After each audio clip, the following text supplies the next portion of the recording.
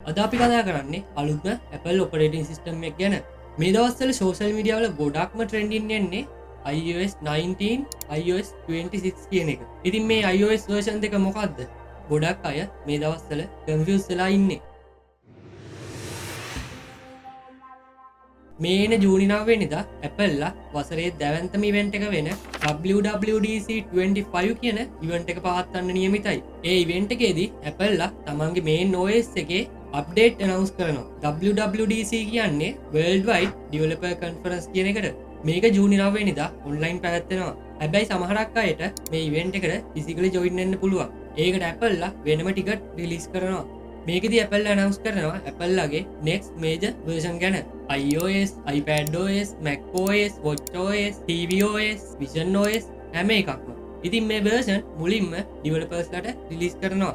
ඒ කියන්නේ app developers ලට තමන්ගේ app එක අලුත් version එකට ගැලපෙන විදිහට අප්ග්‍රේඩ් කරගන්න අවස්ථාවක් මේකෙන් හම්බ වෙනවා. official public release එක නම් වෙන්නේ සැප්තැම්බර් ඔක්තෝබර් වගේ. දැන් අපි බලමු iOS 26 iOS 19 කියන කන්ෆියුෂන් එක ගැන.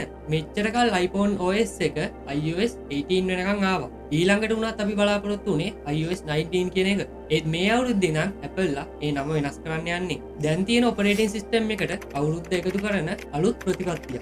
එක්සැම්පල් විදිහට iOS 26 විදිහට, macOS 26 විදිහට, watchOS 26 විදිහට, visionOS 26 විදිහට. මේකේ තියෙන්නේ හොඳට අයිඩෙන්ටිෆයි කරගන්න පුළුවන් විදිහට රීබ්‍රෑන්ඩින් එකක්. apps icon මේ වෙද්දි තියෙන්නේ විවිධ වර්ගවලින් විවිධ ස්ටයිල් එකට. ඒ කියන්නේ iPhone එකේ තියෙන apps icon නෙවෙයි Apple TV එකේ තියෙන්නේ.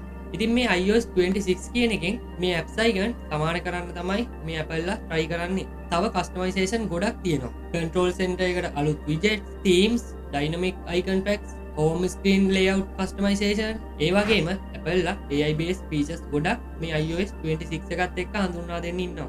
battery optimization, AI use කරලා device එකේ usage එක අනුව බැටරිය ඔප්ටිමයිස් කරනවා. charging prediction, charger එක, power brick එක, ඒ වගේම ඔයාගේ phone එකේ තියෙන location එක, condition එක මත ඔයාගේ phone එක charge වෙන්න කොච්චර time එකක් යනවද කියලා අනුමාන කරන්නත් පුළුවන්.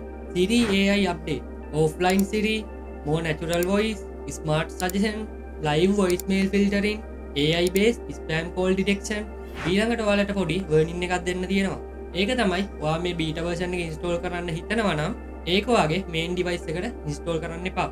මොකද මේ iOS 26 developer version එකේ bugs ගොඩක් තියෙන්න පුළුවන්. daily usage වලට unstable වෙන්න පුළුවන්. ඒ හින්දා ඔයාගේ main device එකට මේක install කරගන්න එපා. Apple ලා මේ අවුරුද්දේ නම් අලුත් chapter එකක් ආරම්භ කරනවා. Apple ලගේ OS naming system එක, features set එක, UI AI තාක්ෂණය මේ හැමදේම අප්ඩේට් වෙනවා. ඔය iPhone user කෙනෙක් නම් iOS 26 අප්ඩේට් එක ඔයාගේ device එකටත් එනවද බලන්න Apple official compatibility list එක බලන්න. මේ වගේ tech updates දිගටම දැනගන්න කැමති නම් අපිව subscribe කරන්න. වීඩියෝ එක like කරන්න. මේ වීඩියෝ එක ඔයාගේ යාළුවන්ට share කරන්න.